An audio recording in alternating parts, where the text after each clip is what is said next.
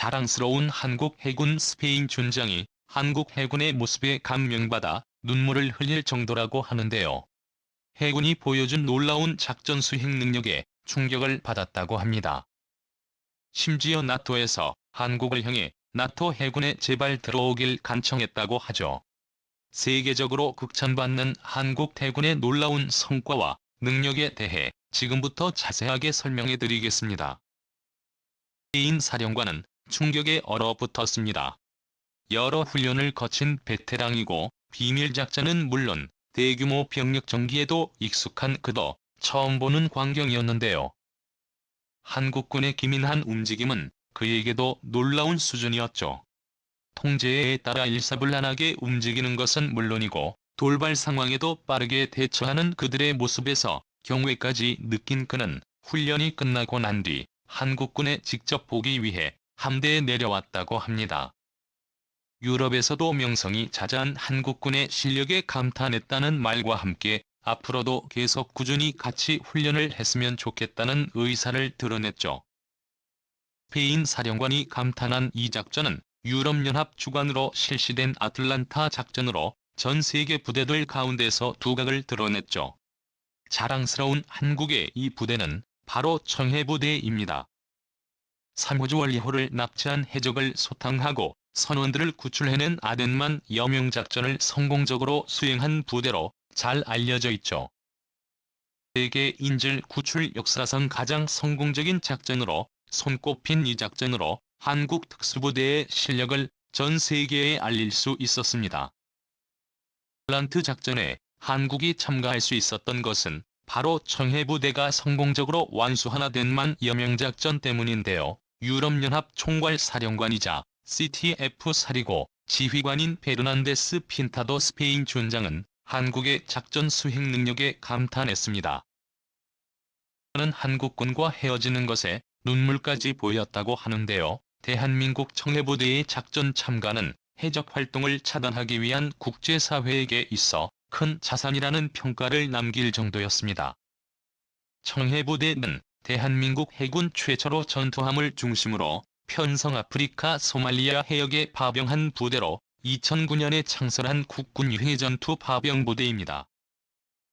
신라를 부흥시켰던 장보고 대사가 설치한 해상무역기지 정해진의 이름을 딴 청해부대는 해상무역을 하는 우리 선박을 보호하기 위해 창설된 부대인데요. 주요 임무는 해적의 습격으로부터 한국 선박을 보호하는 역할입니다. 사실 창설됐을 당시만 하더라도 해적의 습격에 빈번하지 않았습니다. 혹시나 에이스의 습격과 비상사태를 막기 위한 최후 수단이라는 성격이 강했죠. 그러나 이 평가를 뒤집은 계기가 바로 3호주 원리호 납치 사건입니다. 소말리아 해적이 창궐하면서 중위부대는 존재감을 드러냈죠. 과거 아라비아 연안을 비롯한 아프리카 해안에 물류교통이 활발한 곳으로 고대 신라 시대부터 이 지역은 상업지대로 유명한 곳입니다. 아프리카의 뿌리라 부르는 지역에 위치한 소말리아 상업지대의 혜택을 받으며 성장했지만 내부의 부정부패로 인해 나라가 몰락하게 되었죠. 소말리아가 망하고 난 뒤 이를 국민들은 먹고 살기 위해 해적으로 돌변하면서 아라비아 반도와 아프리카 사이에 홍해 일대는 위험천만한 해적들의 소굴로 전락했습니다. 비싼 물건을 실어 나르는 거대 함선들의 무장이 허약한 것을요. 소말리아 해적들은 함선을 납치해 물건을 훔치거나 인질로 삼은 선원들의 국가에 금품을 요구하는 일이 빈번해졌죠. 이들을 피하기 위해서는 아프리카 대륙을 빙 둘러서 가야 하는데 이는 시간도 많이 걸리고 물품 배달에 있어서 선주들은 손해를 감수해야 했기에 이들 해적의 존재는 굉장히 귀찮은 존재였습니다. 한국 상선도 해적의 존재를 껄끄럽게 여긴 건 마찬가지였습니다. 하지만 유럽 선박과 달리 한국 선박을 직접적으로 납치한 적은 없어 마음 놓고 있었던 것이 사실인데요. 이런 태도를 눈치채기라도 한 듯 3호주 원리호가 소말리아 해적들의 타깃이 되어 납치된 곳이죠. 이례적인 일이었기에 국내에서도 대대적으로 납치 사건이 조명 납치된 이들을 구해야 한다는 여론이 치솟았죠.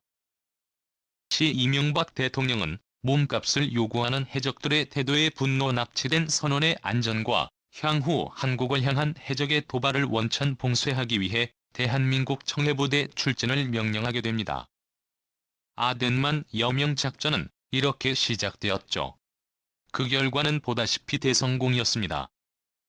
해적이 방심한 틈을 타 충무공 이순신급 구축함인 최영함은 해적에게 함포 사격을 가하며 혼란을 유도했고, 이 틈을 타 링스 헬기가 추격 해적을 향해 사격을 가했죠.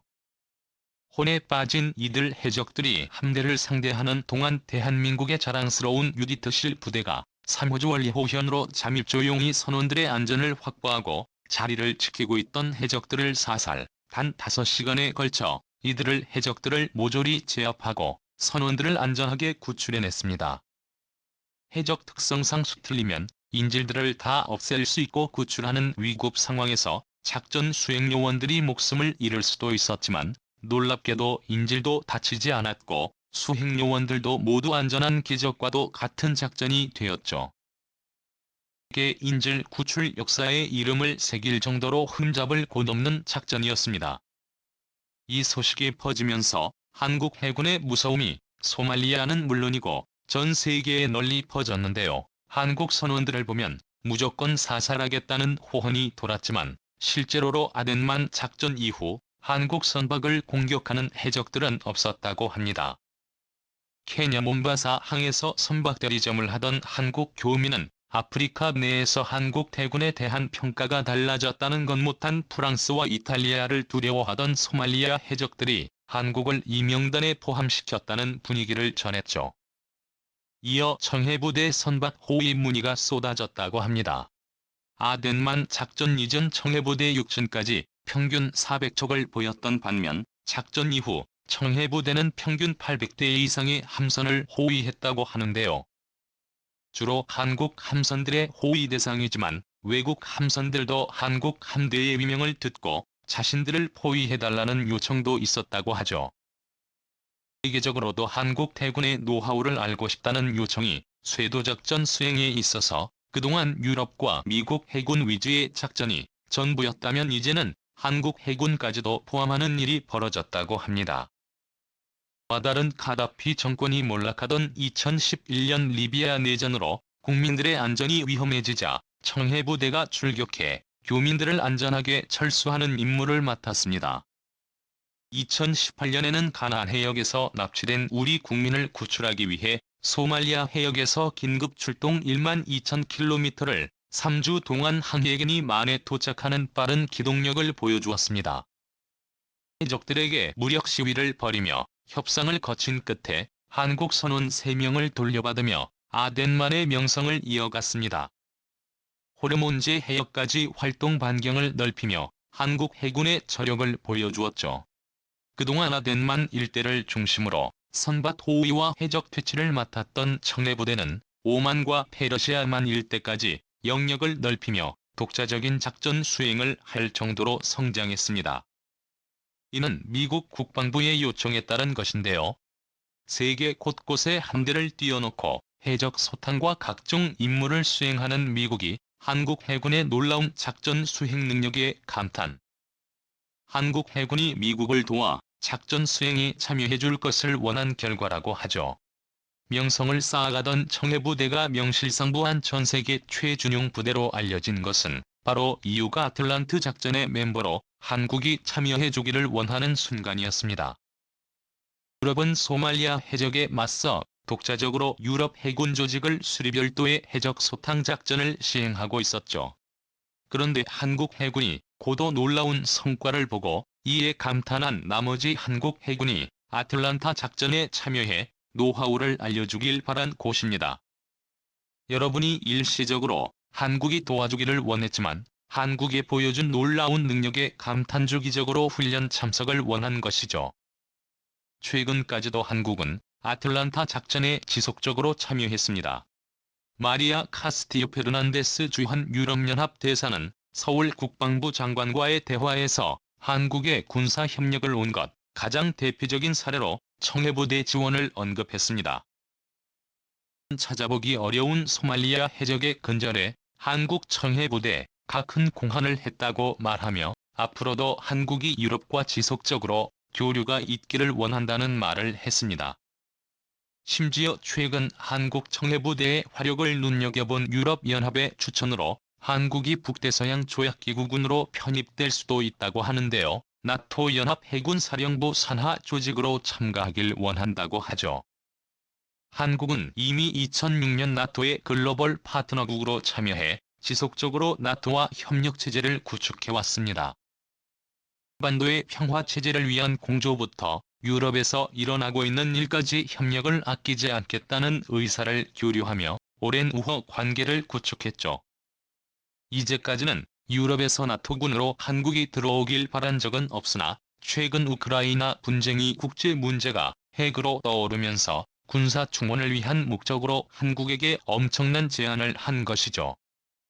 한국은 중국과 러시아와의 관계가 있기 때문에 나토의 제안에 어떠한 반응도 보이지 않고 침묵을 지키고 있는데요. 심지어 최근 나토 사령관이 한국의 긴급 방안에 아시아 태평양 원본은 한국이 맡아야 한다는 발언을 하면서 든든한 군사력을 갖춘 대한민국을 끌어들이고자 노력했다고 하죠. 2012년 아덴만 작전이 시행된 지 11주년이 되었는데요. 11주년을 기념해 과거 작전에 참여했던 장교와 특수부대원들은 물론이고 생사가 위태로웠던 3호주 원리호 석혜균 선장까지 참석했습니다. 이들은 한국 해군이 성장할 수 있었던 계기가 된 아덴만 작전이 향후 한국 해군의 모범이 되길 바란다는 메시지를 남겼는데요. 선배들의 공헌 덕분에 현재도 한국 해군은 세계에서 이름을 떨치고 있습니다. 현재까지 청해부대는 36진까지 파견하며 우리 선박 3,400척을 포함 28,002척의 선박을 안전하게 호위했습니다. 세계적으로 살펴봐도 이런 기록은 드문 기록이라 할 수 있습니다.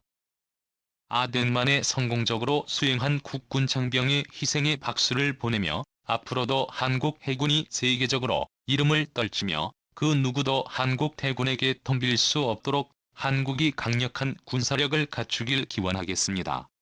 시청해주셔서 감사합니다.